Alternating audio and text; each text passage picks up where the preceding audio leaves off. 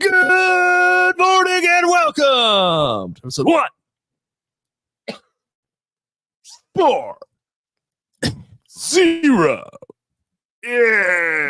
of Down to Dunk. You can find us on The Athletic and anywhere else you subscribe to your podcast. Go to theathletic.com/down to dunk and get The Athletic for $1 a month for 6 months. I am Luke, joined this morning by Andrew. I gotta say, I'm just fired to be here today. It's pretty cool. Pretty damn cool. Slam through. Taylor.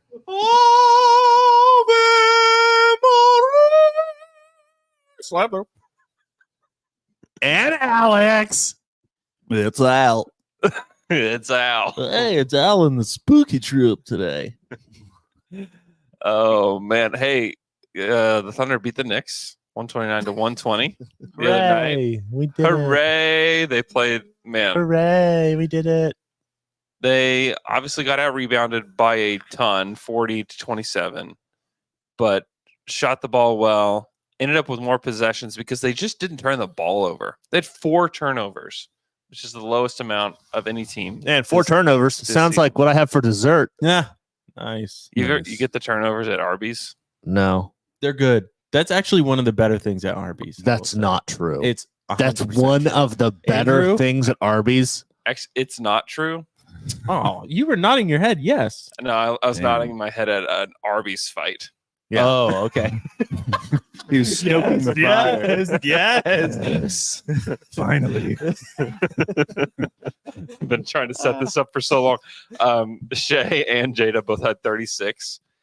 Jada was unbelievable in this game. 13 of 17, 5 of 5 from 3, 5 of 7 from the free throw line. -2. -2, which is a funny thing. He was incredible. Shea was great. 36, 7 and 8, 2 steals, 2 blocks, only 1 turnover. 2 threes. 2 threes, 2 made threes. That's a wild stat line. 36, 8 or 7 and 8, 2 and 2. That's sick. Who does he think he is? Luca? The best thing from Arby's is the roast beef. It's what the entire company is built on. I think you could also put in the curly fries.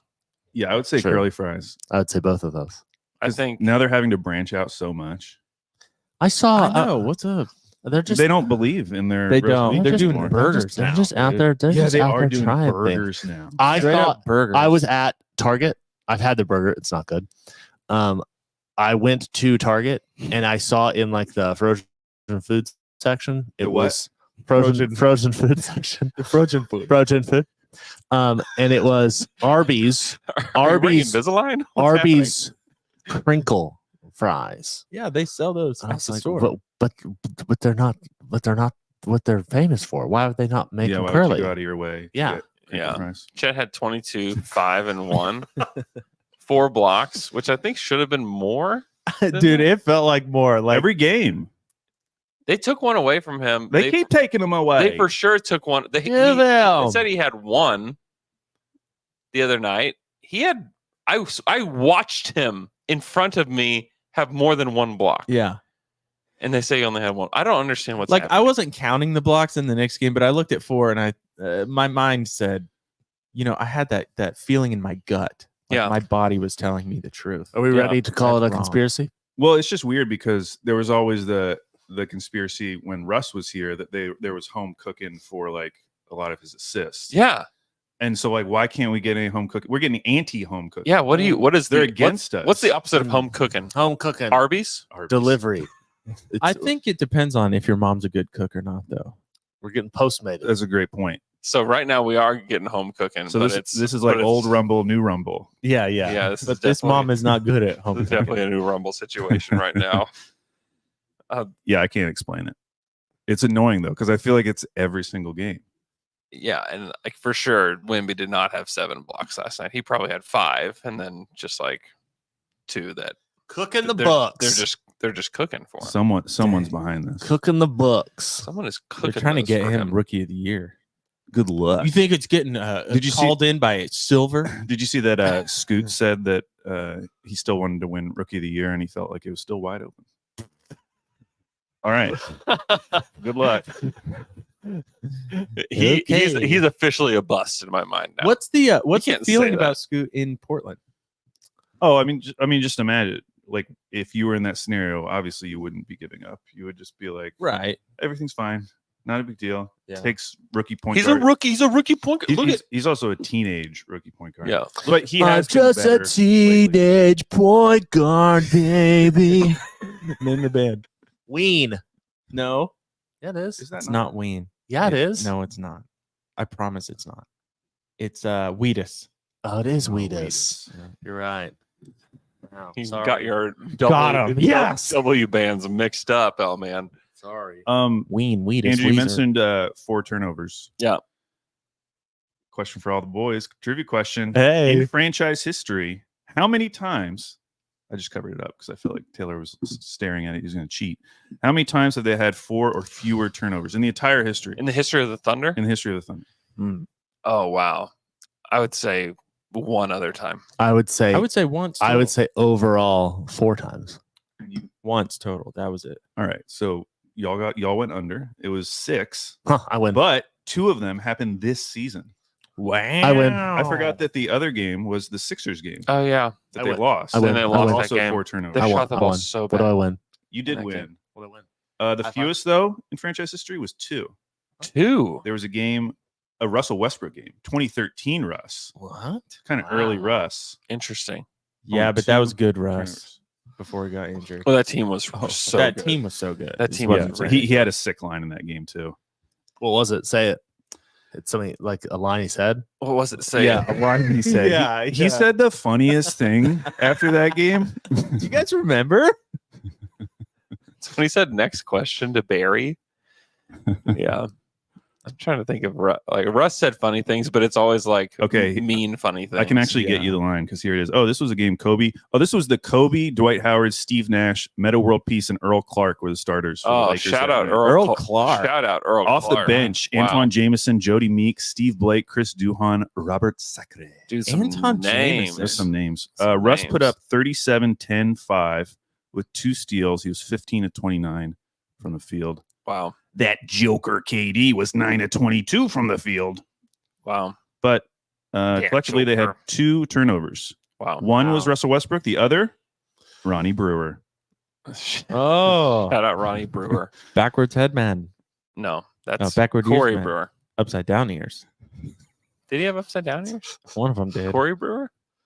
One of them did. Ronnie That was Brewer? Jaleel Okafor. Yeah, Okafor definitely does. Oh, that's who I'm thinking of. Drunk dribbler. That is Corey Brewer. Okay, Corey now Brewer. I'm back. Yeah, I think. Sick line. What a sick line. Burn. So the Thunder are The only place you're gonna find a sicker line, hospital. I guess. Oh, good God. all right. The Thunder are third in net rating. It's plus 7.8. They are 6th in defense, 6th in offense Is that, right now. Are you looking at Clean the Glass or is that NBA.com? NBA.com. Oh, because that's the exact same on Clean the Glass. 666 tied. Yeah, they're really good. Did you see the article that Law Murray put out like 2 days ago on The Athletic, where he was ranking the best shooting teams in the NBA, and he was using basically every spot on the floor who's shooting the best, and then kind of combine them. And the Thunder, in his mind, are the best shooting team in the NBA, which feels really weird to think about. It feels like those Spurs teams from like 4 or 5 years ago that were always number 1 in 3-point percentage, but their Mhm. volume was like kind of middle of the road, or I think it was actually like very below the road. It was very below average. Yeah. It kind of feels like that. It seems night to night when they decide to shoot threes or not. I mean, last night was just like someone like J-Dub being 5 for 5 was so efficient that it just didn't. Oh, the yeah. volume didn't really matter. Yeah. But yeah, I mean, I believe it. But Andrew, that's taking into consideration mid range too. right? Mid-range, free throw line. Oh, this Yeah, is the yeah. rims. This is all over the Overall. floor, which Oh, makes sense to interesting. me. That makes a lot of sense to me. Yeah, I mean, it does. It just feels weird to be watching a team night in, night out that is the best shooting team in the NBA. Yeah, and everyone being so young. Yeah. Yeah, the comp. I feel like, and I'd said this to you a few weeks ago, Andrew, that as optimistic as I was for the regular season, I was still feeling like relatively pessimistic about postseason. Yeah. These last two back-to-back games, I will say, like it does feel like a shift is happening. Yeah. Because the big three establishing themselves over these two games in the way they did, Dude. where all three guys were hyper efficient, Yeah. low turnovers, all of them hitting threes. Like it did make me start to feel like, okay, maybe they could do something in the playoffs. Dude, They're playing like this. Well, that Knicks game, because that's a tough back-to-back. It's a really physical Knicks team. They're good. They're not some great team. Like, it's not going to feel like beating the Nuggets or anybody like that, or even the Timberwolves the night before. But that is a tough game to win, and especially as the Knicks kind of like fought back and got back into the game. And they were like, Randall was killing them. Randall was like so physical in that game. How many free throws did he have? He had 13 free throws in that game.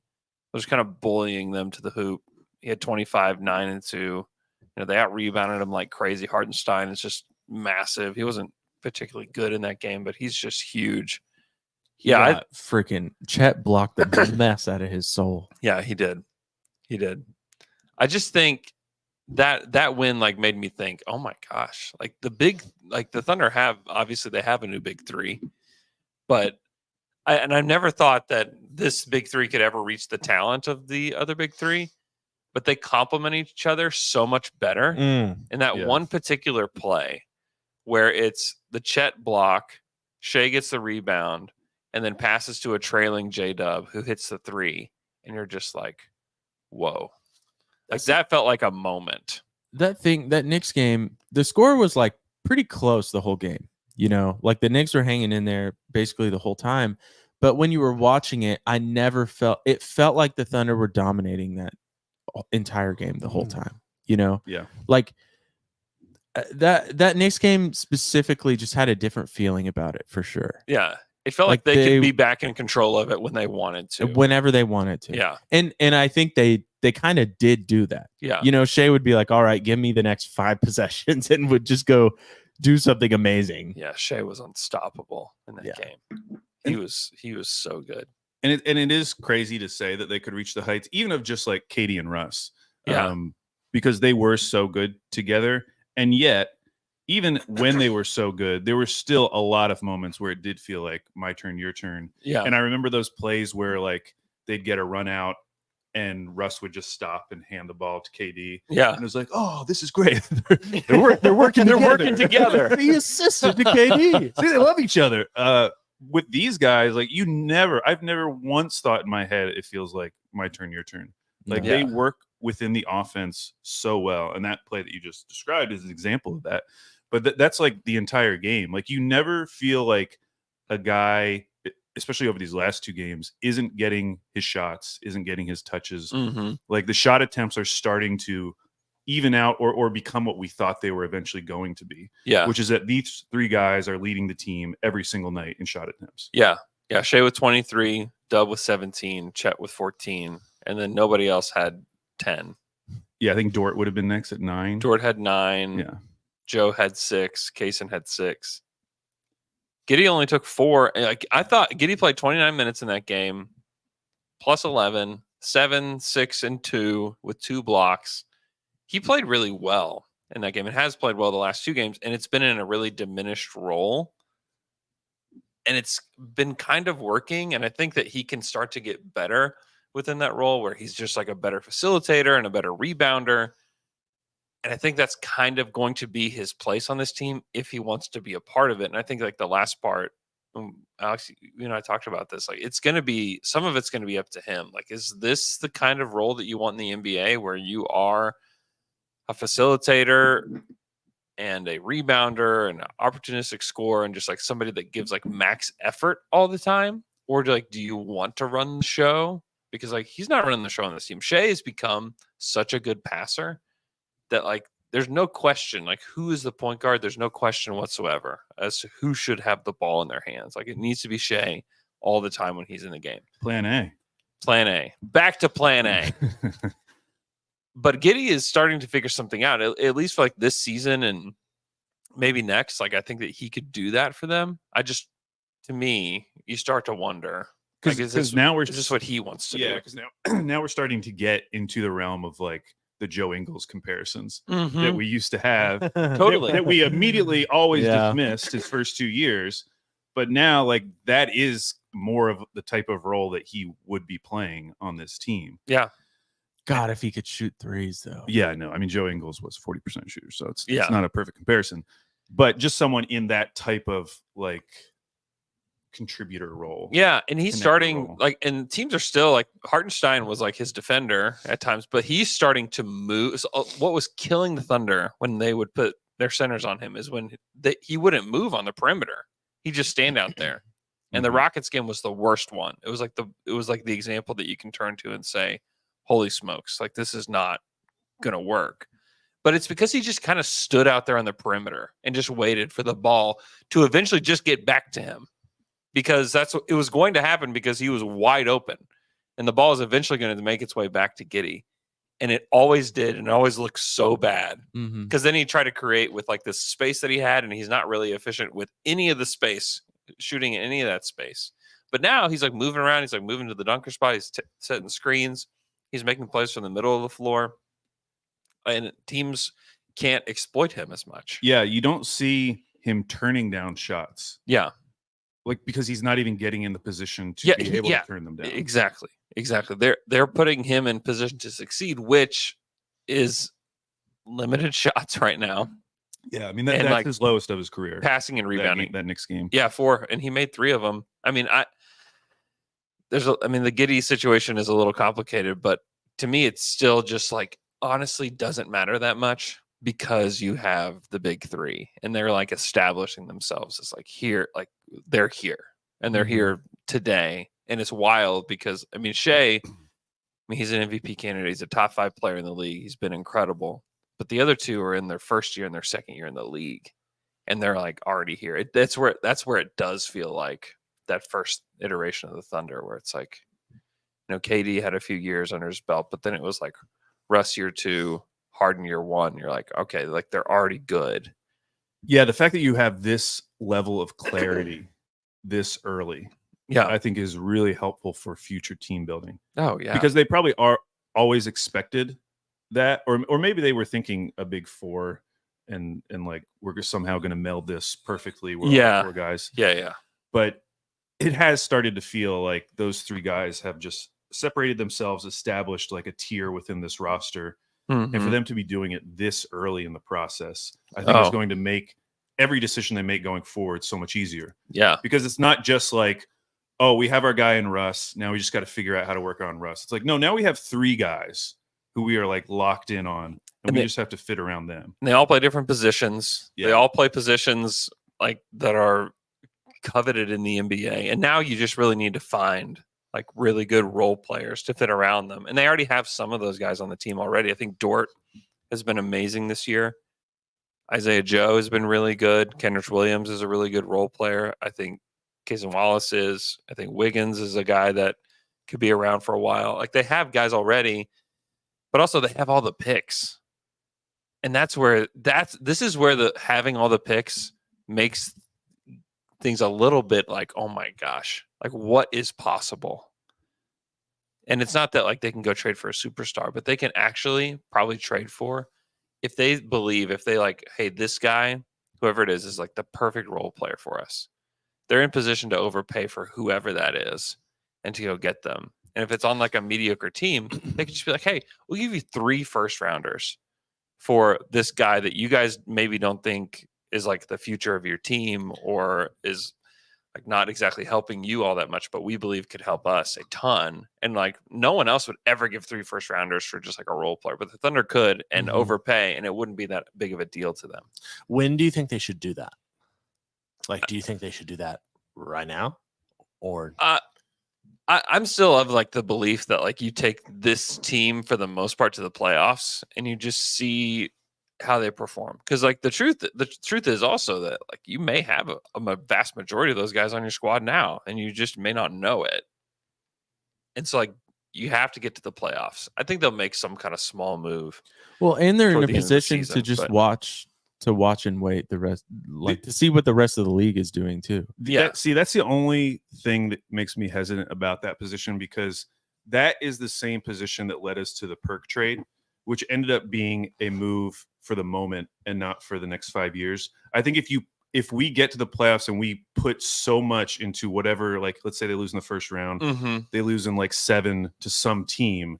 If you take too much away from a matchup against one team and make a move based on that, I think that can hurt you. Yeah, but they needed Perk. Like they needed a big badly, because like playing Memphis, playing San Antonio, playing those teams, like they couldn't have gotten by. And I know people are like, oh, just hold on with Jeff Green and Serge. Like one of those guys has to be like a good passer for it to work. Like that's why like Draymond Green worked. That's why like small ball in Golden State worked, because they had like one of the best passing like big man forwards in the NBA. Like, I'm not convinced that like keeping Jeff Green would have worked. I think that they wouldn't have like gotten past Memphis. Like those battles against Memphis where they went like 7 games and there was like triple overtimes like over and over again. Perk played so much in those series, and they really needed him to like get through those series too. Yes, but they got a player that was such a high stature that then when they got to a point where they didn't need him, they could not remove him. Like when they got to that Miami series, he was so ingrained in like the culture of that team, they could not sit him. I think that's a Scotty. That was a Scotty thing for sure.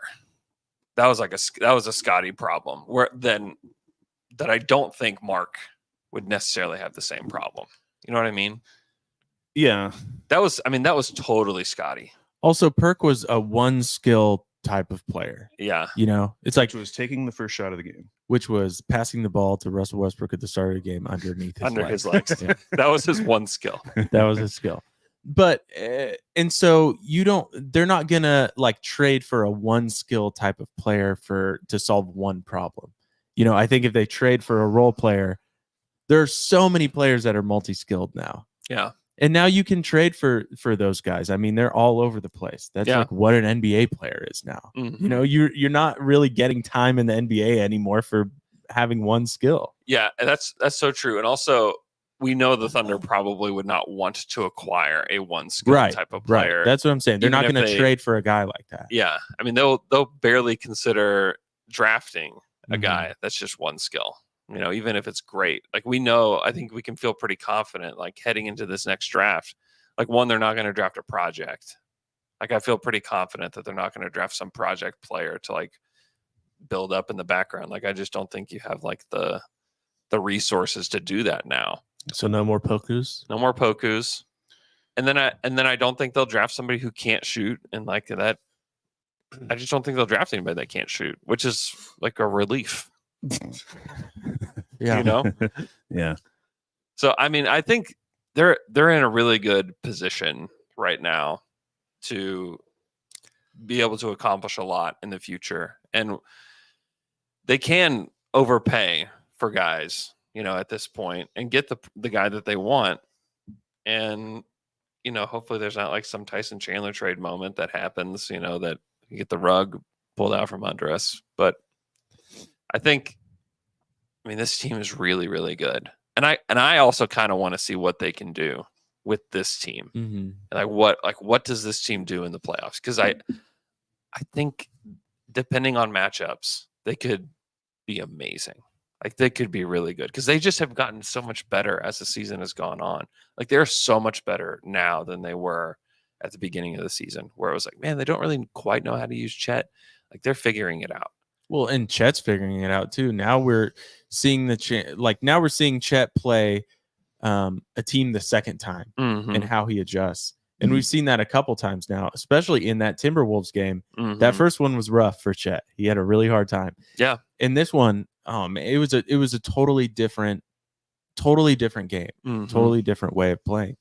And he's so good at adjusting. Like I can't believe Yeah. how good he is at learning and making those adjustments. He's gotten so much better. I mean, it's unbelievable how much better he's gotten. I don't know. The other thing that I really like about this season in the NBA is, a couple seasons ago, 2 or 3, where it's like, no, the Thunder are tanking on purpose. Like they're the black eye of the league. And then this year, the Pistons are just so terrible. Dude. Worse than you could ever imagine those Thunder teams Which ever they be. were when they were calling us the black eye of the league. Yeah. That's what I'm pretty sure they lost more games than us every. I was gonna say they did. Yeah. They did, and But now they're even worse. And I don't hear any of that conversation. Like, dude, people can't stop About the talking. Pistons? Stop talking about the They're Pistons. like the most popular team in the league right now. well, I know, Yeah. but I don't see it as like people saying like, "Oh, this is terrible." Oh for yeah, basketball. I don't. People see that. definitely are. People are talking about relegation. Is like what they're talking about. They're talking about like sending them out of the league. I had James Edwards on the Athletic NBA show yesterday. He sounded so sad. He sounded so sad. My first question to him was, "Are you okay?" And then he proceeded to like, Right. man, it was but it's actually good. I'm okay. I'm gonna work through this. He's like he's annoyed that he has to like keep writing the same story. Yeah. Like he's pretty annoyed at that. He wrote like this like big piece that was really good that just like how do we get here? Why are they so bad? And like why is like the team building been so bad? And he like broke it all down. I thought it was really good. But now he's like, okay, now what? Last night was. I mean, that was a movie. I could not look away from It that was game. so good. They go up 19 at half. If you didn't watch it and you're just looking at the final score, Dude, I they thought went up 19. They looked incredible. Boston looked terrible. I thought Boston they were looked like gonna they win didn't that want to game. be there. Yeah. I thought Boston was going to have a lot of guys sitting out. Turned out it was just Jaylen Brown. Yeah. So they were playing like almost a They're- full squad Celtics team at Boston, I know. In Boston. up 19, and that 19-point lead vanished in the third quarter in like 2 minutes. It was gone. It was just like the Celtics So just decided bad. to wake up, and the Pistons were in it though. Like I mean, they went to overtime. Yeah. They were in it the whole time. and they had multiple wide open Dude. threes at the end that would have put them up by 3 with like a minute left or something. Like Bogdanovich missed 2, Alec Burks missed another. It was Dude, and Alec Burks Jaden- has been so bad. he has been. Why really are they playing him? They hate Alec Burks. He was good last night. Like it was. I felt like the first good Burks game because at some point he was like 4-7 from 3. Yeah. I thought Jaden Ivey was like awesome at the end of the game, Mm-hmm. and then they get into overtime and it's just like It was over.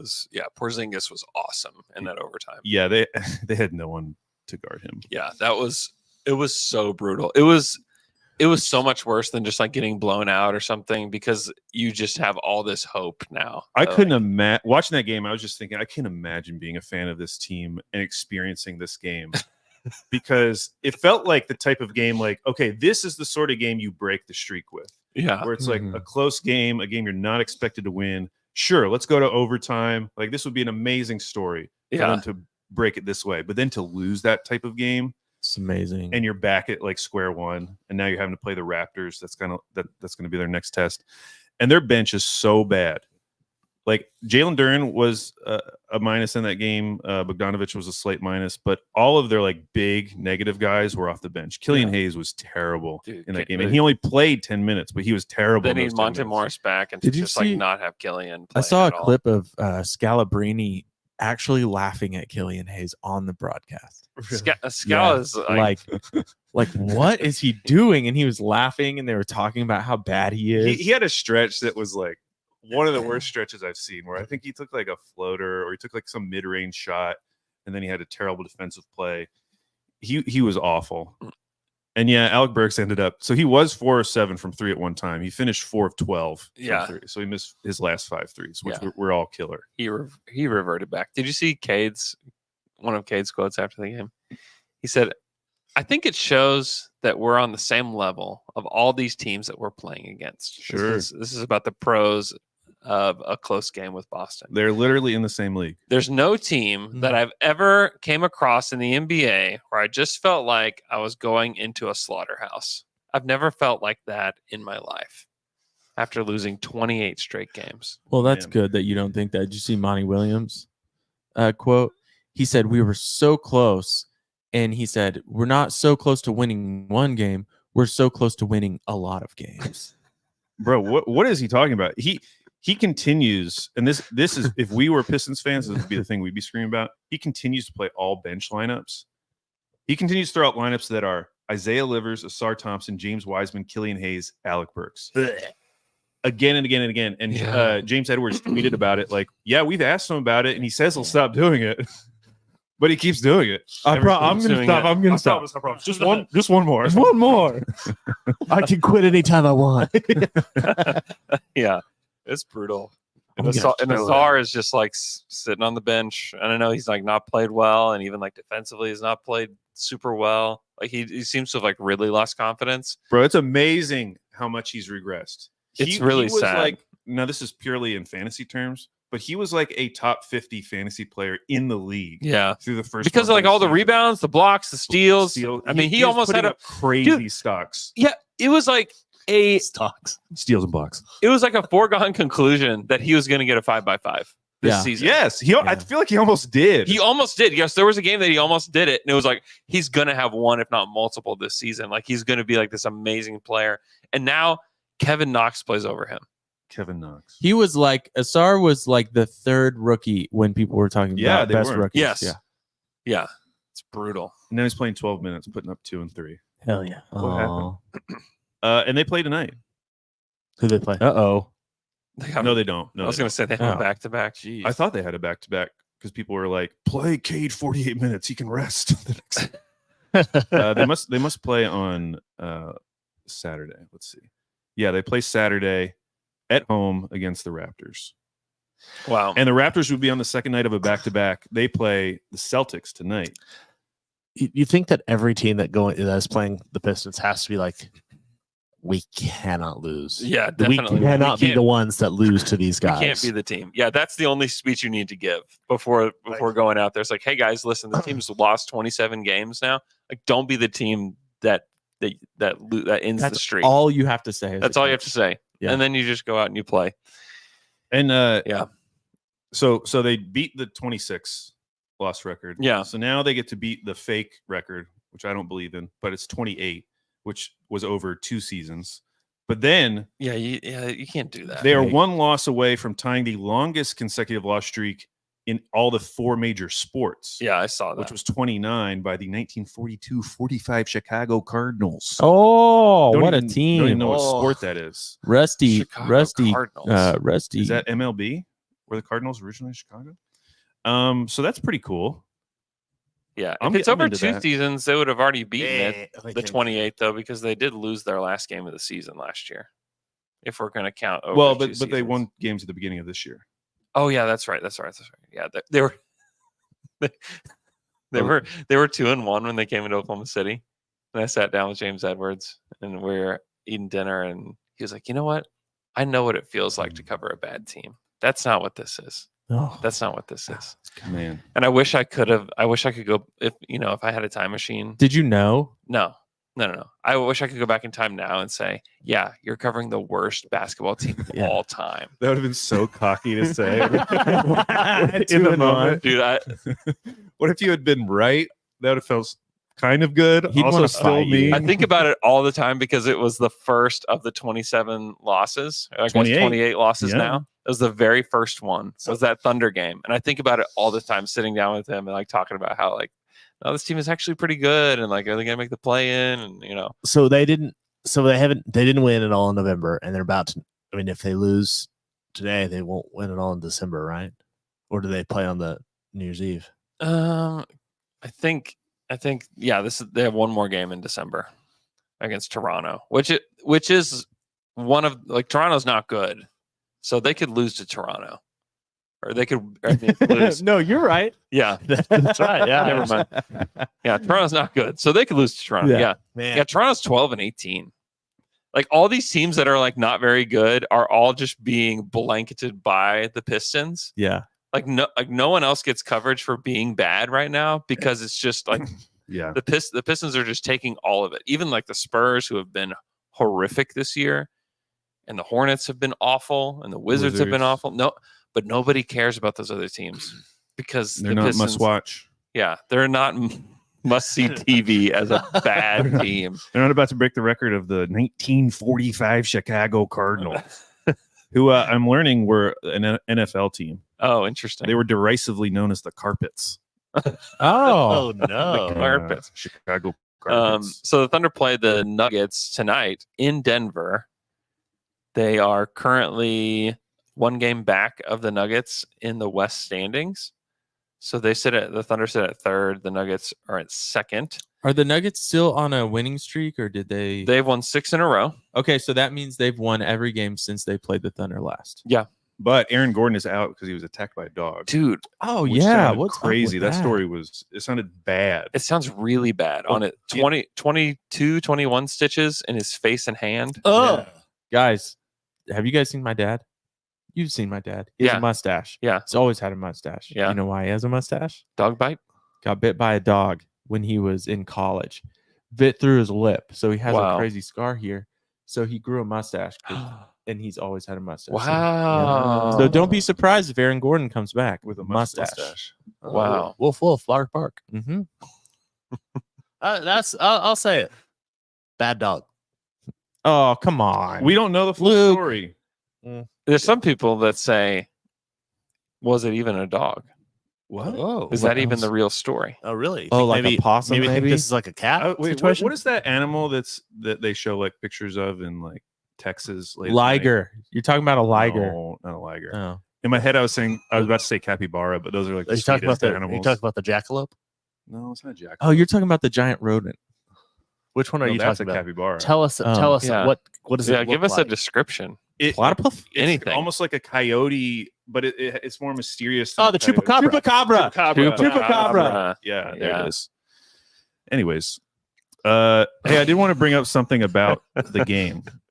So one of the lineups they went to was so small, and I know that we've gotten used to this, but I just wanted to put it in perspective. Yeah. So there was a point where they start the first quarter with the starters. 7 minutes left. They go to SGA, Giddy, Dort, J-Dub, Kenrich. Pretty small. People in the chat got Chupacabra before we did. Chupacabra. Chupacabra. Bronton had it, and Elizabeth Tankard had Chupacabra. Shout out. Congratulations, guys. Then job, they guys. sub Kaysen for Dub. So now we're talking SGA, Giddy, Dort, Kaysen, and Kenrich. Then they sub Isaiah Joe for Giddy. So we get to this point where it's SGA, Isaiah Joe, Lou Dort, Kaysen Wallace, and Kenrich Williams. Wow. And I was thinking back to the Yeah. 1920 season. I was thinking back to the 2020 season Yeah. with the The Rockets Chicago Carpets. small ball. Like once they traded Clint Oh, Capella, yeah. Russell Westbrook were there. It was this big deal because it was not just small ball. They were calling it micro, ball. Yeah. Or yeah. super small ball. And I went Covington back and and- looked at that starting lineup.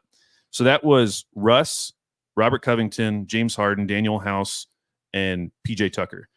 Now, lengthwise, okay, that lineup that OKC played may have been longer than this lineup, but like size-wise, I didn't do the exact math, but I think that Rockets lineup had at least 75 pounds on that Thunder lineup because like PJ Tucker, yeah, he's 6'5", he weighs 245 pounds. He's massive. huge. He's bigger than any of the dudes on the Thunder. and His like head's half that way. He's probably bigger, like seriously bigger than every player on the he has Thunder. to be, Yeah. And then like Harden and House were both 220. Yeah.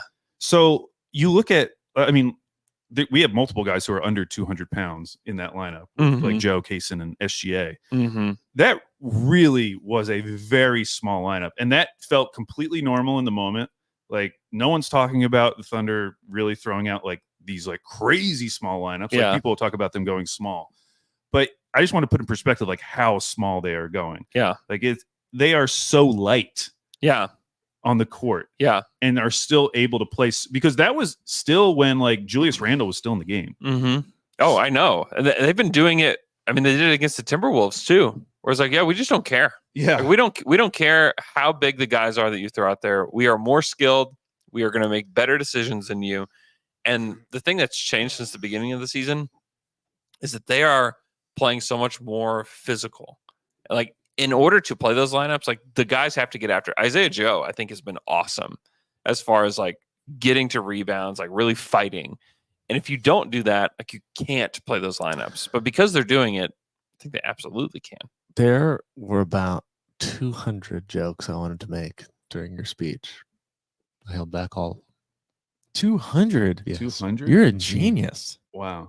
Yeah. You have a beautiful mind. Thank you. I also just wanted to highlight real quick because we haven't talked about him in a while. Aaron Wiggins at the end of the first quarter.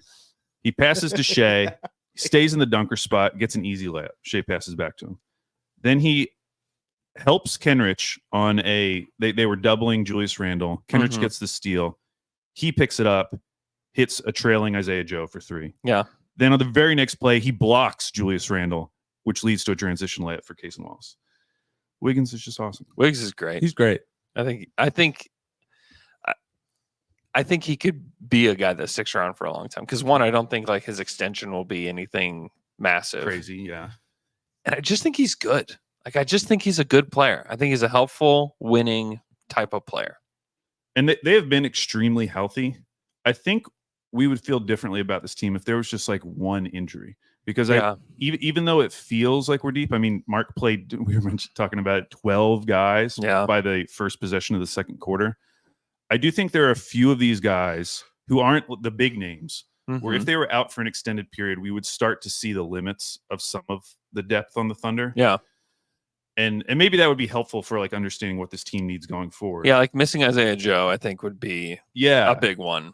Yeah, that would really hurt. And we saw like what the team was like without Kenrich the last part of the season. Like we talked about it all the time. Yeah. Because it was noticeable. Because he brings the physicality that you need in order to play small. Like I don't think that you could just slide any forward in there in Kenrich's spot and they play the same.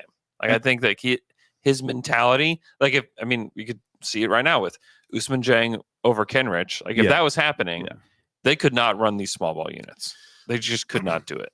That the year that Paul George was here and we were so good, and then like Andre Robertson got hurt and we just completely fell apart. Like we were the best team in the league. He got hurt. We fell apart.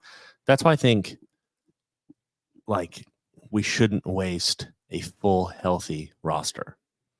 Well, that's why when we talk about Dorian Finney-Smith, it's not just bringing in a player who theoretically fits. Yeah. It's also like buying yourself insurance for a playoff run. Totally. Where, like, I think I saw it was last week. Like, they are the healthiest team in the league right now. Yeah. That will eventually turn. Something will happen, and they're going to have to manage it during the regular season. But if you can get some insurance and kind of build out the back of this roster with that in mind. Yeah.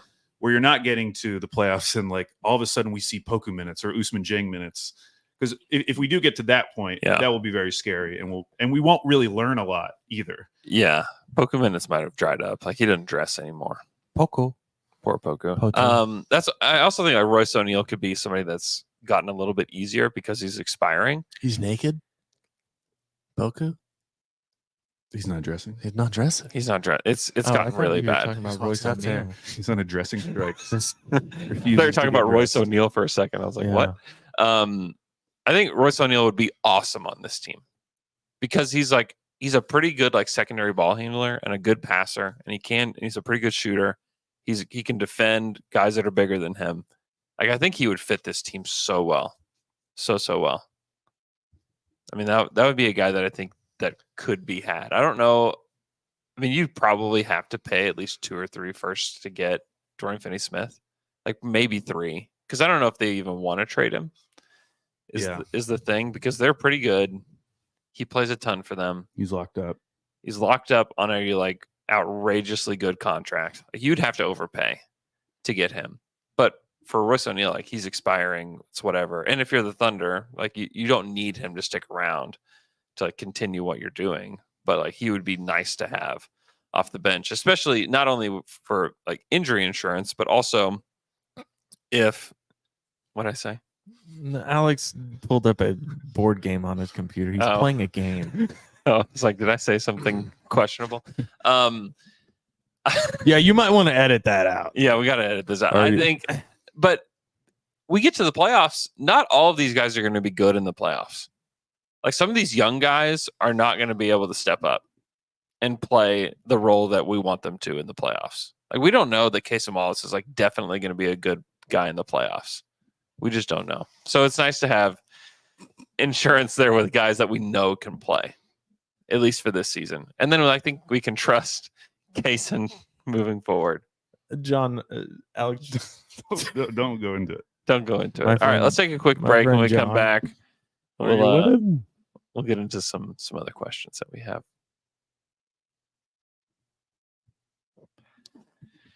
And we're back after that quick break.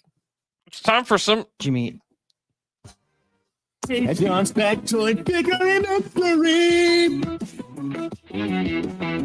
John's factoid bigger in mystery. Hello, I'm Tayshawn. This is my Victory Dictory. Mikhail Bridges has been eating Chipotle every day for 10 years. eating. Really? He's been eating food. Yeah, he's been eating Chipotle every day for 10 years. That's what Yeah, he said. That's what he said. That's what what he says. Huh. Well, I wonder if you could speak to the downgrade in quality. he probably could, but this is why he's eating Chipotle every day. Do you believe that's true? No, I don't like Chipotle, so Why I've never not? thought it's What? good. You don't like it. They don't. Well, they used to. Not I love Arby's, they but didn't- Chipotle, the quality's not really They there. didn't have- they didn't have queso, and so I didn't like it. 'Cause I like queso. Oh my god. They've had queso for years. I know, but now I don't go. And Are you people used to- Are you adobo boy? I'm a double boy. And Oh. then the one in Stillwater shut down. They didn't pay their Double boy. taxes. But people kept getting sick at Chipotle. Like they kept getting Also, sick. years ago. Yeah, well, I'm out. Just I'm out on Luke. Chipotle. Wow. All right. What's Well, you've never heard anyone getting sick from Arby's. Except every time you eat it, You you text us saying you're on the toilet and some different way of saying that you're having diarrhea. wrong. All right. Well, Okay. he got a card from Chipotle. I think he did a commercial or something like that where they gave him, he could get one meal a day for a lifetime. That's like a special card he Oh, got. wow. That's why Oh, he goes there. That's Ah, awesome. So, is there anything you guys would eat every day for 10 years? Yeah. Yeah. There's a lot of stuff. Luke will. I was going really to say give you a Luke list may of have things. Luke may have a longer streak. But you have to do one, just one. Just one a day. Arby's? Yeah. You'd eat Arby's every day for lunch Sure. Yeah. for 10 years. Sure. I don't think you'd want to do that. Well, they have because they have salads. You could eat healthier. Yeah. Yeah, you're definitely can have getting a sick salad. from that. You could have. I would though. It'd be good. Luke has to like go back to roast That'd be beef good. sandwiches because the salads keep making him so sick. yeah. I'm just telling you, it was.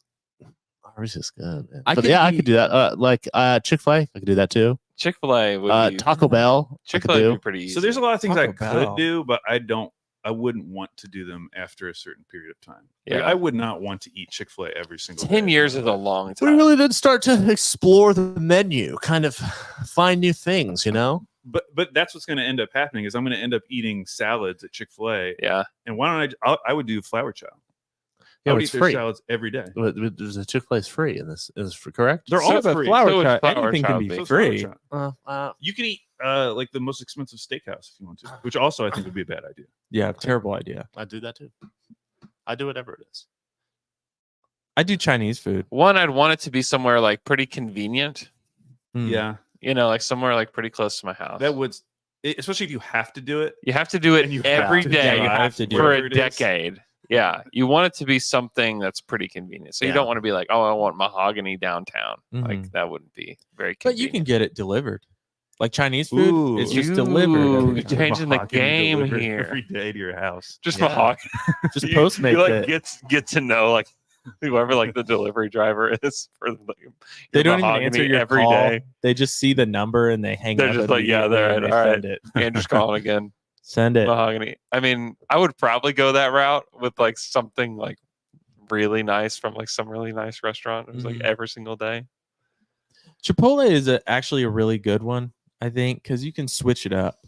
There's just a lot of options there. Yeah. It doesn't seem like there's a lot of options, but there's a lot of different ways to eat the same options. Yeah, that's Yeah. true. Quesadilla, rice bowl, salad bowl. Yeah. You could do a lot with that. It's three I think options. I think you actually just named them. Well, no, it's like, well, I could do guacamole today. It's one of those things where it's like all the combinations. Really, it's a billion different different food. That's every single do every- restaurant. That's every restaurant. I don't know. I have to think about that, but I'll take that into consideration. So that's your choice. No, Chinese food's my choice. So that also which- seems like a bad idea. yeah, probably, but God, I love it. I It think is it's the MSG It is really good. Where do you go? What's your? all over the place. But if I had to choose one, Mm. probably I'd go for high quality stuff. Panda Panda Express. Are you? Oh God! I go for high quality stuff. Yeah. Panda. I mean, it is good. You know It where is I could? Another place I went while I was here that I could do is the Harvey Bakery. Oh, Harvey that place Bakery. is Because great. I can walk there from my mom's The place. line is Yeah. long. The line It's, is long. it's not that bad. It's really not. They work through it pretty quick. And also, I would be getting it every day. So similar, they know Yeah. I'm coming. They know Yeah. what I want. Yeah, I could There's a do. lot to eat there. I could do like a breakfast spot like that where you can go like get a cup of coffee. Yeah, and- because then you could you just know. get a coffee if you really right. want. Yeah. It Right. wouldn't be Yeah. a huge commitment. Yeah, breakfast is- actually I have drank coffee every single day for There we go. Probably, I mean, More more, than than, a decade. that Yeah. might be the So, choice. That would be yeah. the easiest. Yeah. Yeah. So then Starbucks. Just do that. I don't know that I'd want Starbucks Really? every It's- day. Well, it's just everywhere too. I know, and it is convenient. It is I just don't convenient. think they're. I just don't like their coffee You that could- much. Because think about this, you also wouldn't be able to travel anymore if you pick a place that's just local. Yeah, that's True. true. Yeah, Could wow. never go any. Yeah. Or you'd have to like buy food in advance and take it on the plane with you. Like bags for every day. I don't know who is like holding you accountable for this scenario, but God. somebody is. God is. yeah, he By the corporation. thinking about that. Does I someone follow you? I would. Like, hey, you didn't have the Chipotle today. Revoked. Yeah, It ends up being like a prison. To eat this now. thinking about this now. Bridges is a liar. There's no way he's eating Chipotle every Well, day. also, Chipotle isn't not making him. We did change the scenario a little. Yeah, bit. we just did. Well, where it's like we've created a. we now, made it better. now we've created a prison. We made it better. Okay, that was Dejan's back to it. John's back to it bigger and John's back to it bigger and What's up? People need to send me questions for advice because people have stopped sending me questions for advice. I think I've solved all the world's problems. That's my advice segment. Send me advice. That's what I advise you to do. You would think that the holiday season would be a good time for advice. You know, people No. dealing with in-laws, No. going Yep. home, Solved it. extended families, Solved it.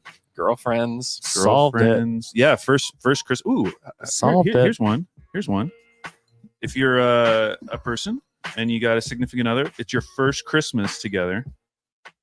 How far do you go on the gifts? How Ooh, big is good the first question. gift? I think that you need to set, because what you don't want is you're thinking like, oh, $50, and they're thinking like Oh, you're thinking gift card? You were thinking $500. cash No, but like, I think you need to set budgets, so it's not like they've with the gone- person. Oh yeah, so it's not like they've so like, it's like, hey, like let's set a budget that we're both gonna get each other gifts, and we're gonna spend no more than $100. That's the limit. So that the gifts are similar, because you don't want to be like, hey, I spent $2,000 on your Christmas. And they're like, But I feel like that conversation is going to be awkward too. it's not that. I don't think it's that awkward. But what if you set it high and they're like, Well, then then let's set low. okay. Set low. Do you remember any first Christmas gifts you got for a lady? think? No. Okay, great.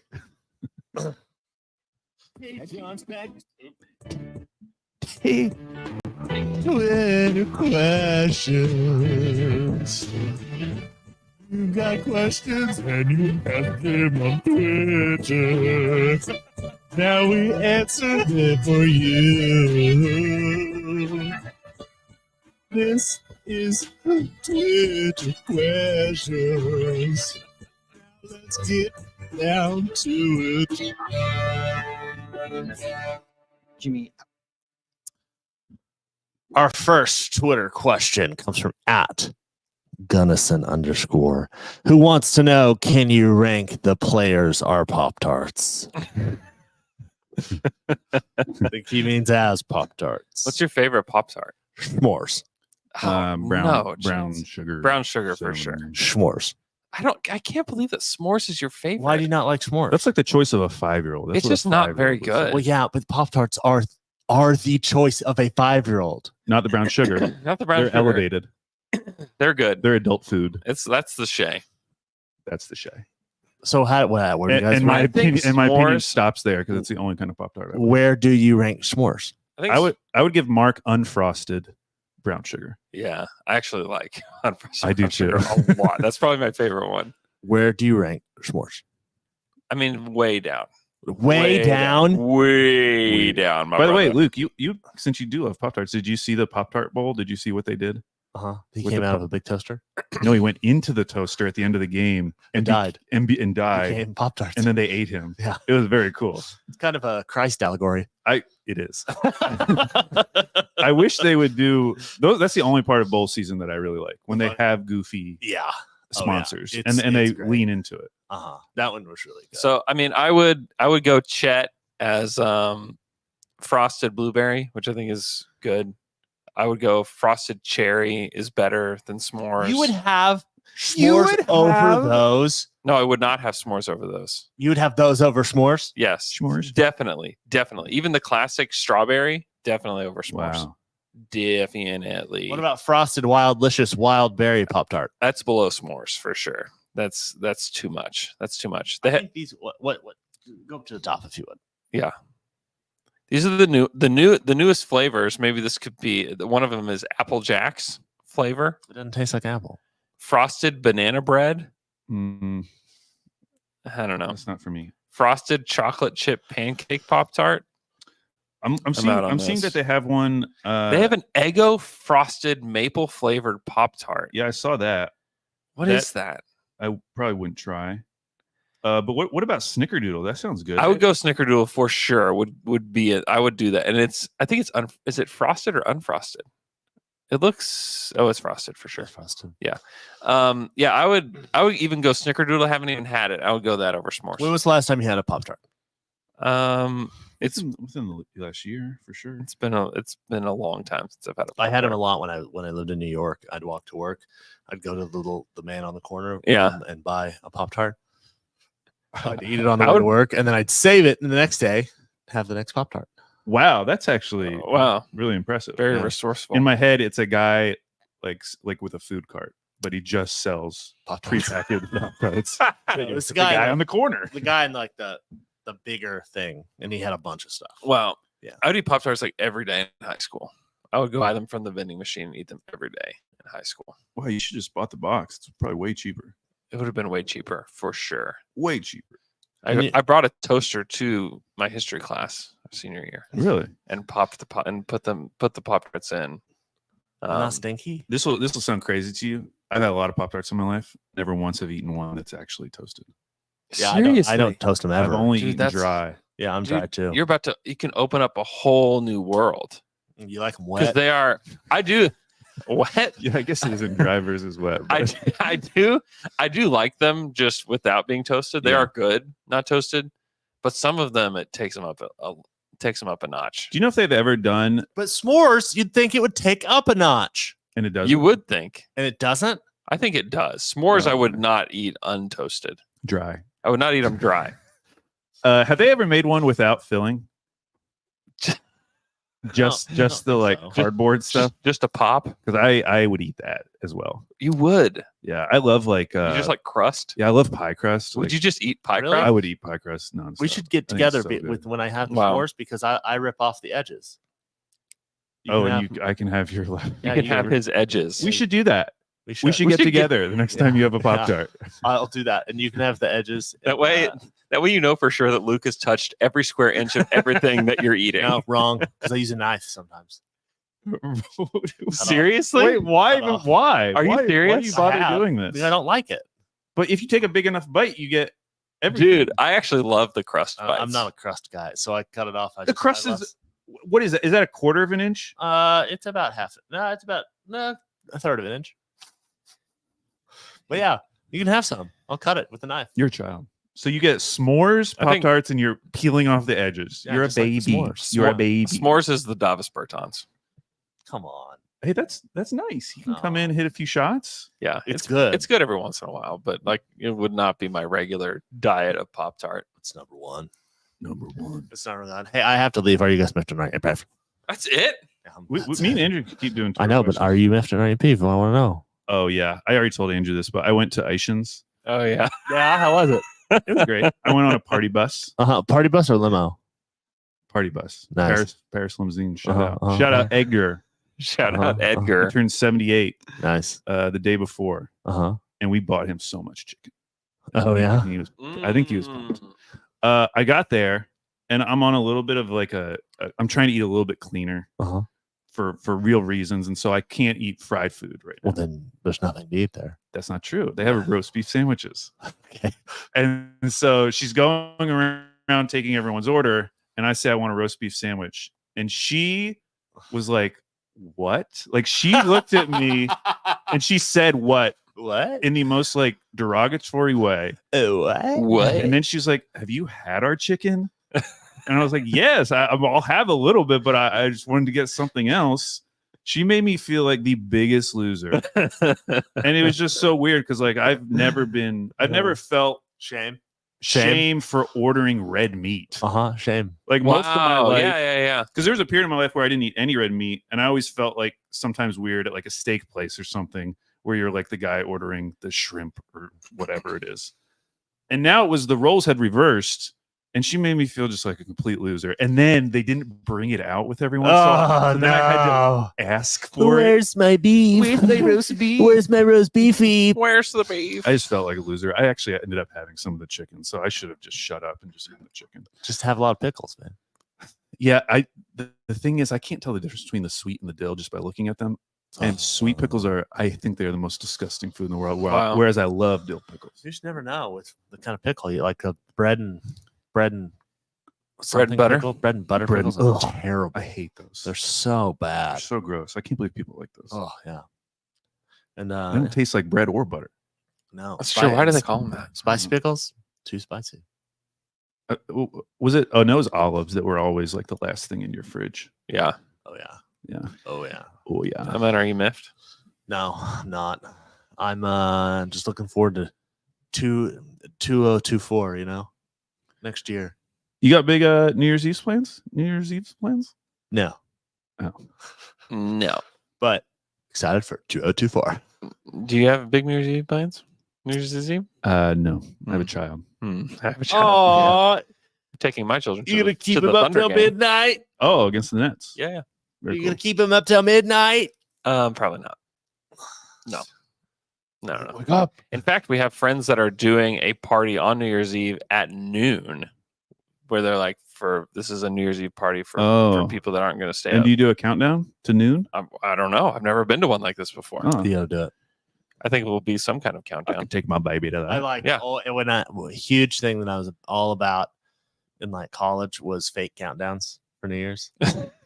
It's like 11:45, and I'm like, I'm like, oh my god, 3, 2. I just make people kiss over and over and over. It's great. All right, see you guys. All right, oh man.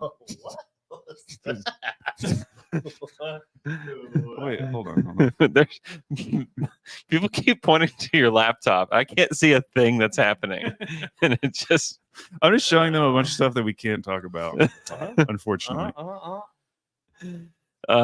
right, Oh, all right, Al, man. You want to answer some TQs? Sure. that's cute. I That's, got that's nothing cute. but Is that year time. round or just You like Christmas? that? That's just Christmas, man. Who is That's street Christmas. Who is that? Who's number 25? Is that a reference to anyone specific? I don't think so, but let's find out. Also, I sent you guys my parents' house.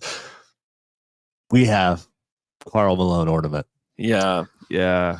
that's What do you think about retiring that? that's pretty rough.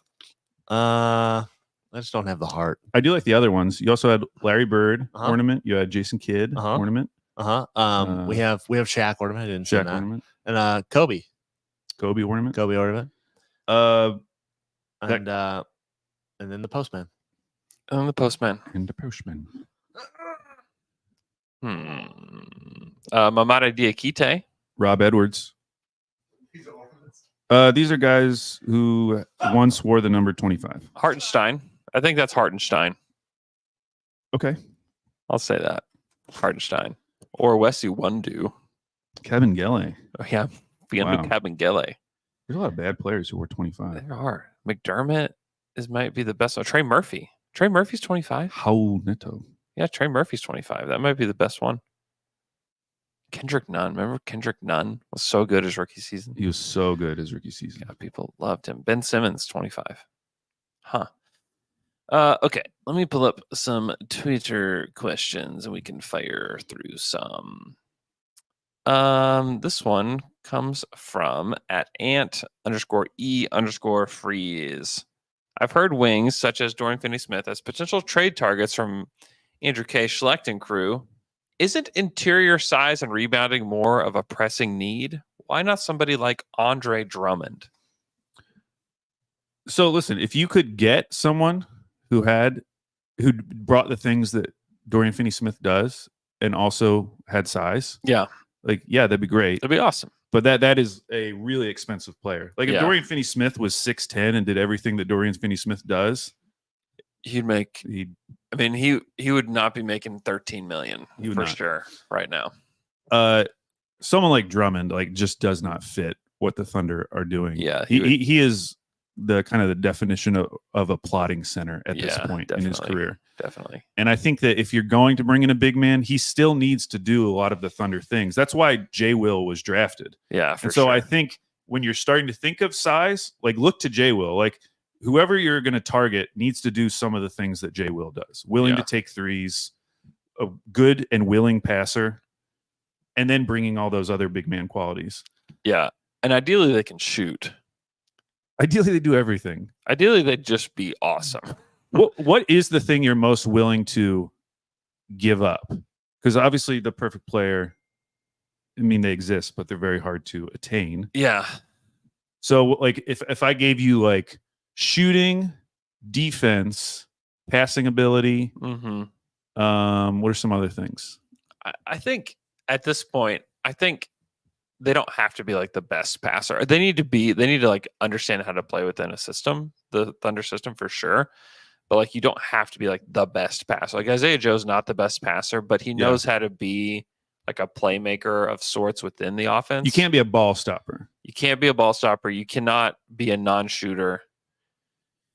If you're looking for somebody high level, and he's not even available, Jaren Jackson, Yeah. Great defender, good enough shooter. Kind of giving up rebounding a little bit. You'd be definitely giving up rebounding. That's the thing is he kind of accentuates more of what they do already. So I don't know that would be the one. I heard you talking to James about Miles Turner. Turner was brought up. Theoretically would make a lot of sense. Yeah. He's only shooting 33% from three this season. I didn't realize that. That's kind of amazing because their offense is so good. I know. It's crazy. Well, he's never really been, I think of him as having moments of high volume 3-point shooting. He really never has been. He takes 4 threes a game pretty consistently over the last 5 seasons. Yeah. He does not shoot a high volume. People bring up Wendell Carter Jr. He definitely helps you with the passing. He's a pretty good passer. Pretty good passer. Got good size. Mm-hmm. It says here he weighs 270 pounds. Is that true? Whoa. 6'10", 270? That may be true. Yeah, so that's a sort of guy who could work. Now, he does not really shoot. No. His best shooting season was last year when he took 4 threes a game and hit 36%. And that's kind of right now, that kind of feels like the ceiling. Mm-hmm. If you can get back to that. This year, he's shooting 28%. Mm-hmm. But he also has been injured, only played 10 games. Mm-hmm. But someone like that, he's putting up, last year 15, 8, and 2.5 assists per game. Yeah. He could definitely work on the Thunder if they ever wanted to get rid of him for some reason. Mm-hmm. I was trying to look up centers that have a lot of 3-point attempts. I didn't watch enough of him when he was getting big minutes. I guess Goga doesn't shoot at all. Mm-hmm. He doesn't shoot threes, but he's a decent. He's a big, obviously a huge body. What does he weigh? He's 6'11", 250. Yeah. Good rebounder. And then he's averaging 1.7 assists per game this season in only 20 minutes. Yeah, to me, I just feel the big needs to be able to shoot threes. I just, that's where I don't know that Naz Reid would want to come here and play 15 minutes a game. I don't know if he'd want to play here and get hate from Kelly Barra nonstop. True. True that. He's probably listened to the pods. He knows what McKelly said about him. I mean, definitely. Yeah. I mean, I don't know. People bring up like Zach Collins or Isaiah Stewart or guys like that. Like I'm kind of like meh on those Zach guys. Collins. I'm more into the idea of Zach Collins than Isaiah Stewart. Yeah, I'm out on beef stew. I am too, man. And so should the Pistons. Yeah, he's just not very good. And in his defense, like maybe his future in the NBA is as a backup center. Yeah. And he will just never get to play that role in Detroit. And so maybe he's been playing out of position. Yeah. Because he does offer you some things in terms of physicality and if he's your backup center, maybe it could work. it probably wouldn't look or feel as bad. But when you're starting him next to a non-shooting big and Duran, it's just you just know that it's not great. Let's see. This is A. Umhoff Smith. Okay. Amy Smith. She says that Benelphin King and I have been married for 20 years this week. Wow. Wow. Shout out to Down to Dunk royalty here. 20 years. That's great. If you had to be roommates for 20 years with a Thunder player, past or present, who would it be and why? Oh man, I'd probably pick like whoever I could think of was like the most dad guy. Yeah. You don't want to pick someone young, because the things I'm thinking about, like cleaning up after yourself, leaving plates in the thing. You're saying you wouldn't pick Mitch McGarry? Yeah, Mr. Gary's one of those ones that, like, if I was 22, I might have answered Mitch McGarry. Yeah. Oh, my roommate has a snake. You're gonna love this guy. He He's rules. So cool. It's hilarious. He's just high all the time.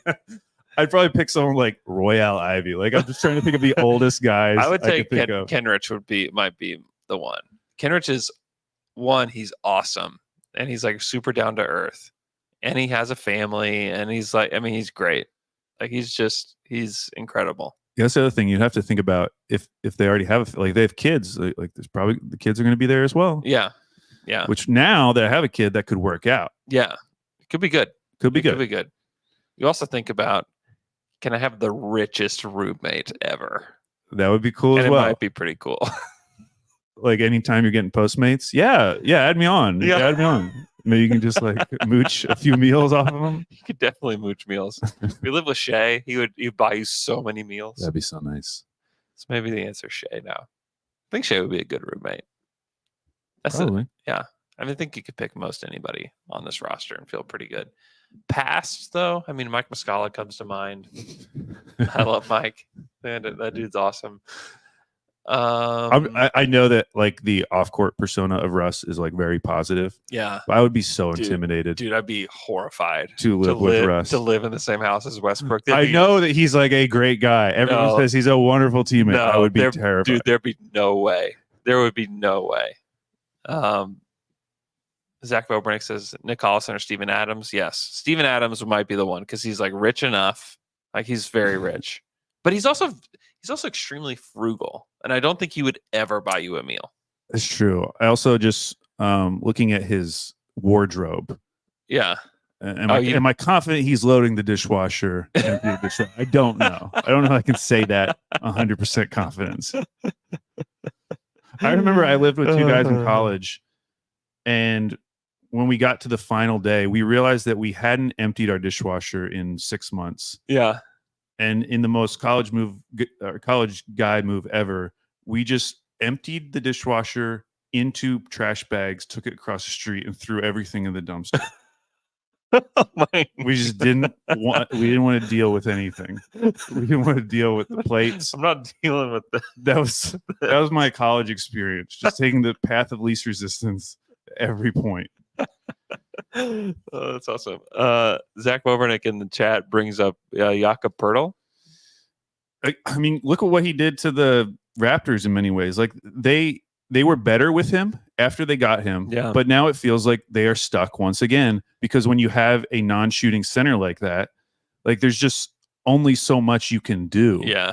And they are especially hurt because like who is really the shooters on that team? Like OG. I can't believe they traded a first for him for Poeltl. And like a decent first. I know. I can't believe they did that. In fact, like top 6 protected, they could very easily end up in that 7 to 10 They could be, range. yes, if they were the 8th pick in the draft, would anybody be shocked? And I get that it's a bad draft, but if you give up a top 10 pick for For Jakob Pertl, dude, and you're paying his future contract as well, they currently sit at 8th, and it would go to San Antonio. what an awful trade. Michael Grange wrote a good article about them, how they're kind of reaching this point, which, by the way, the deadline is tomorrow. If they don't trade Siakam by tomorrow, it becomes much less advantageous for the team that's acquiring him. Yeah, Because if they trade him by today, the team who acquires him can still negotiate an extension like right now. Oh, they can't after. And after that, they won't be able to until free agency. Oh boy. And so if a trade for Siakam does not happen by tomorrow, Well, it's not going to happen. it's probably not going to happen, because who's going to give up the amount that Masai would want This is why they are. for a half season of Siakam, and then you don't know if he's just going to leave? He's going to leave. He's going to go play for the Sixers, and it's. And same thing with Raptors are just OG. gonna There are going to rot. be so many teams that are going to be willing to give OG a massive deal. Yeah, because he fits definitely. with every team. Yeah, he's a really good You player. can plug and play with anyone. Can shoot. Sixers, Indiana, like any of these teams that have cap space or can get to cap space. Oh, guess what? Detroit would probably max him. Dude, they might. If they can get to it. They need a player like him so bad. I think they have 30 million, so they might need to shed a little bit, but Yeah. they could probably get to it, and they would absolutely. They're so screwed. The Raptors are They're- idiots. yeah. I don't know what they do. Dude, they're just good enough to not get their pick. And what's crazy, that Michael Grange article was saying how because of the rise of Scotty Barnes this season, they're in no mood for a rebuild in any way, which, like, okay, fine, but like, how are you going to do this on the fly when you've run it down to the end of the line with Siakam and OG? You're you- two guys. You that could do have it value. if you would have traded like Van Vliet and gotten a first, and you get like you start acquiring these Dude, assets. if they had and- traded Kyle Lowry yeah. when they should have traded him Yeah. instead of getting back Precious Achua. Oh my gosh. I still don't know if it's true that they could have gotten Maxey, but if that could have happened. Can you imagine? Like that's crazy. Yeah, the Raptors are really, really, really. And by the way, that was the thing he brought up that I kind of forgot was, I think it was 2 seasons ago or 3 seasons. It was post Kawhi. yeah, That team won 48 games. And so you kind of understand. And then they went to Tampa yeah. that year. And, Yeah. and so you kind of You understand can talk yourself into the whole Yeah. thing. where it's Yeah. like, bro, we were almost a 50-win team with these guys. And now we're adding Scotty, who we all think is awesome. Like, of course we can get back to that. Like, we just got to do it. And it now feels like set in stone. You were never getting back to that. This No. current core is never winning 50 games together. Never. So I don't Yeah. know what they do. Michael Grange, by the way, when I first saw him in person, I would didn't know who he was. Oh, because his picture. Yeah, on- his picture is him.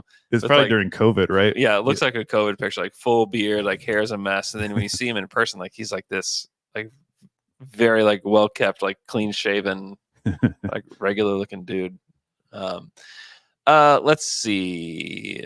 Shout out to Benelphin King and Amy Smith on their 20 years of marriage. How would you like a PJ Washington fit if OKC looked to add a power forward? This is from @CornerTray3. PJ Washington's one of those guys that I always like more in theory than who he actually is. Yeah. And the reason I say that is because I draft him on my fantasy team every single year. Yeah. And I'm always surprised how many just really Ball. bad stinkers he has Yeah. over the course of the season. Against the Lakers, he had like 9 and 6. And that is not 25 minutes. uncommon Yeah. for him. 12 and 4. He'll against have the big Indy. games every once in a while. Like, Yeah. remember that game against the Thunder, actually? Yeah. Yeah. I watched him do it right in front of my face. Yeah. And so it's understandable because he does fit theoretically. Yeah. It makes sense. Yeah. Against Denver, 20 points, 8 boards, 2 assists, 4 steals, 2 blocks. He'll have games like that. And you're like, this is why I drafted him. And then he'll put up games where he's like 4 points, 3 rebounds. So Yeah, he's not a good rebounder. It's like He the, is not a the good biggest rebounder. problem. Like I'm against adding any power forward that doesn't rebound, like him and Jeremy Grant. Like I was going to say, he kind of reminds me of like a lesser version of Jeremy Grant. yeah, I'm just out on those kinds of guys. Yeah, like his like rebound percentage is 10%. Like you just can't be, and even last year was 8%. Like you can't be that kind of a rebounder I just wouldn't want to acquire somebody who's that bad at rebounding, and especially if like you're acquiring him, like you're looking for somebody, he would be like his rebound percentage is worse than Aaron Wiggins and Poku's. Like you'd want to acquire somebody who's like a much better rebounder. But again, as we said, like if you're checking off all these boxes, you're talking about an all-star. So like I know. So, but it sounds like you're not willing to give up. Dude, he has the same rebound rate last year that Usman Jang has. Yeah. Like you really want to acquire that? Yeah, I'm not doing that. I don't think he's super physical. Yeah, I'm not doing that. I like the idea of somebody like him that can shoot it and can theoretically do a lot of different things, but they can't be a bad rebounder. They don't need to be some great rebounder, but I just don't think you can bring in somebody that's just a straight up bad rebounder to play the big position. Yeah. I just would not be willing to do that. At Hurricane Moth, I have a 1-year-old. At what age would kids start to enjoy going to games? I can't wait to take him when he's older, but I don't want to go too early and pay for something that he, quote unquote, wasn't ready for. Yeah, I'm kind of in that zone right now where I keep thinking like, oh, maybe it would be fun, but then I go out to like dinner with him and I'm like, we have to go right now. We have to get our food to go. And he's 18 months, so I'm waiting. I don't know when it'll be. Do you remember when you took like your son at their youngest? I mean, we take Arden now. When he was like 3, 4, 5, and still now it's like, does he really want to be here? Yeah. Like we'll take Arden. We've taken him to several games this year, and we'll take him on New Year's Eve. But it's like, does he really want to go to these games? Like honestly, he doesn't really want to go. Like the age where it like becomes like fun, and they're like a fan of like the Thunder is probably like 7 or 8. Yeah, that's a while. It's like when it's like, because like now, like I can sit, like my wife will take Arden and kind of like go do like get like his face painted and like go get his picture taken, like walk around the concourse. There's a lot of fun things to do.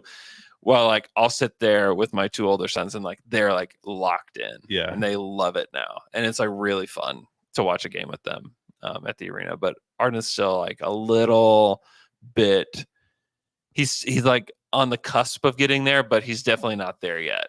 Yeah. Don't take an 18-month-old. Don't take an 18-month.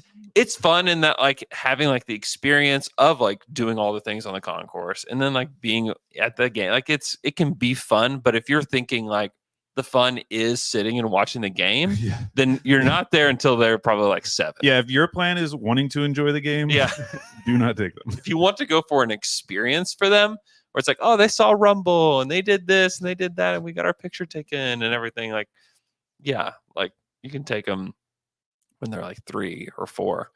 But also like 3 and 4-year-olds just want to move around all the time. And it's just not ideal. So like I still maybe 18. Let's say 18. Like I still think like 7 is like pretty good. Maybe 6 when they can buy their own ticket. Yeah, I know. That's the thing. Is like if you're like wanting to like sit in good seats or like do all that. I mean, it's just like so expensive. And then you don't want to pay so much money and then just get somewhere and they're like, we got to go home. Like I don't want to be here. You don't want to do that. Let's see. What else can we ask here from at Soupy Coopy 69? What teams do we have a legitimate shot of beating in the first round of the playoffs? He says that we're in a home court type of situation. I think this is an interesting question. So if it's home court, let's rule out Minnesota and Denver. Yeah, I'm pretty confident those 2 teams. Yeah, they're going to be at the top. They're going to be at the top for sure. So listen, I don't know if there's a team we're going to say that they can't beat.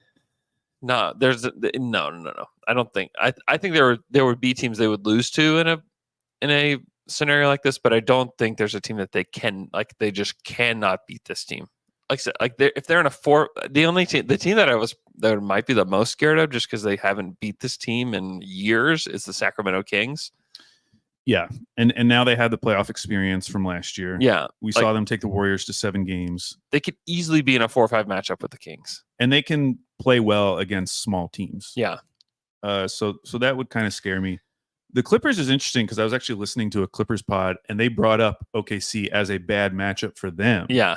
Which I think of the Clippers as a bad matchup just because of the the star power Yeah. and how well they Oh, played but recently. you know they're not going to be healthy.